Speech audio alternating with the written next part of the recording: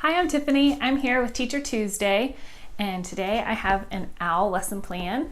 And first of all, we're going to talk about all the great books you can find about owls. And there are fiction and nonfiction. And if you're teaching your kids about owls, you want to probably give them some books to look at, whether they can read them or not. And ways to get your kids involved would be the ones that can't read yet. You want to set the books down on the floor, give them a comfy place, so maybe build them a little couch or blankets and pillows where they can go and just read. For example, I have printed out this printable owl mask, and I got this one from animaljunior.com, and they can use their cutting skills, so their fine motor, to cut out the owl mask and color it. They can put feathers on it, and then when they wear it, they can pretend that they're an owl reading the stories. And if they can't read yet, then when they're looking through the pictures, they're looking at, for example, this one's Owls by Gail Gibbons, and they're looking at the pictures and they're learning by just looking at the pictures. So you can see he's flying here. And if you want to discuss with your kids that they are nocturnal, and nocturnal means that they come out at night, what do they eat? Where do they live? And there are different types of owls. You can talk about that. These are all the different types of North American owls, and you can get books on different types of that live in different places. And all of the parts of the owl. So your older kids, you can work on sight words. Put them all over the house and then pretend they're owl. They can use their mask and go search all over the house looking for these sight words. What inspired me today was this art by Smudge Art, and it's half of an owl. And you can also talk about symmetry with your kids and how this side is done, but what shapes do you see in the owl? There are circles. There are half of triangles, there's ovals, and then they have to finish the other side.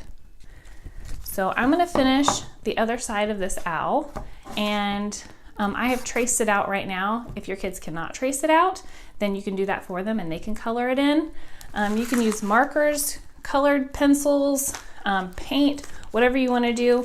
You can make your owl look as realistic as you want it to, or if their favorite color is blue, then you make a blue owl or a pink owl. So I'm just going to use, let's see, we'll do black right now just to outline it real quick. So I'm just going to outline this owl from the pencil markings that I made so I can finish it off. And I'm using the shapes, my half circles, and also my ovals. I've got my triangle there and my circles.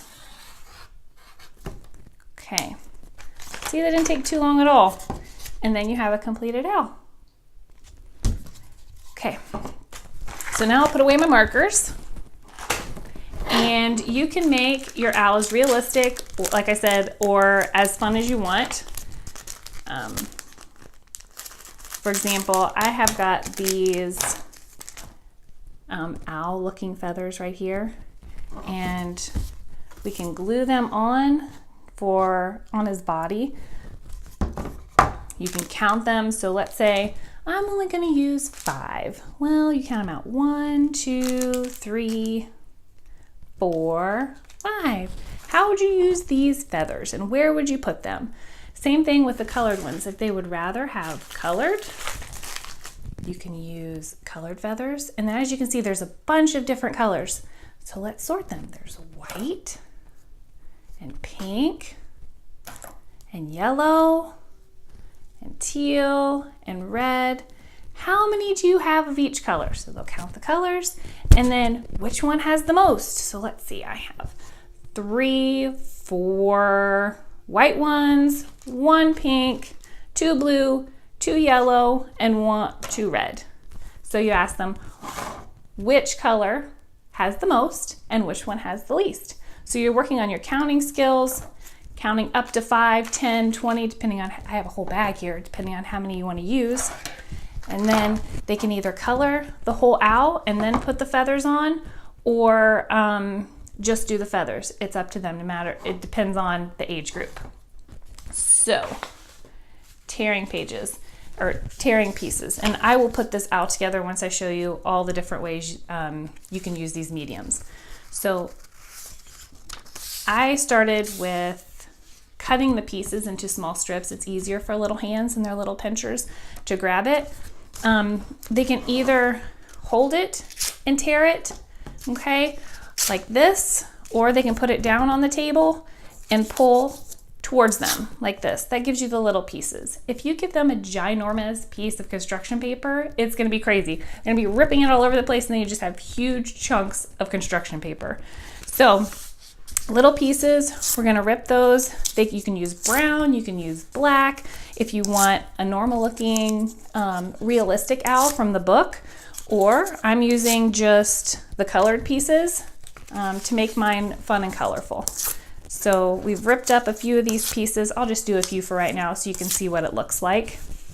And if you have kids that you want to work on their cutting skills, then they can cut the strips themselves. If they don't know how to cut or having trouble, what I've done here is I've put lines on the paper so you can do dots or a straight line, and then that way they know exactly where to put their scissors to finish cutting. And now you have strips. Yay!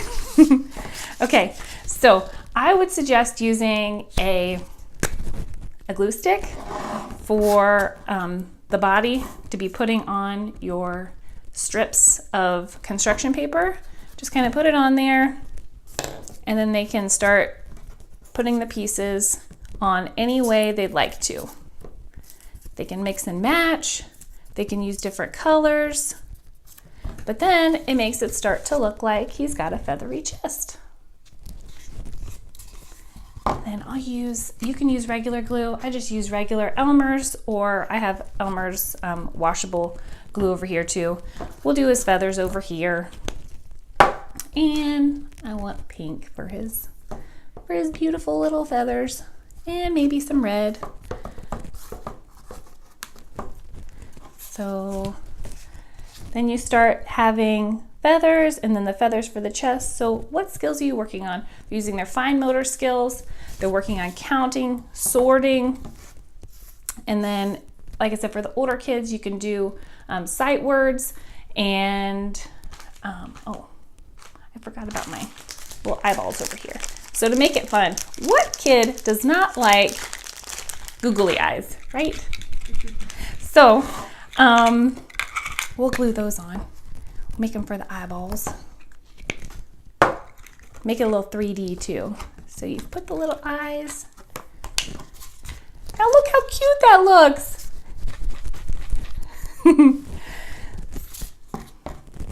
All right, so you can finish those up.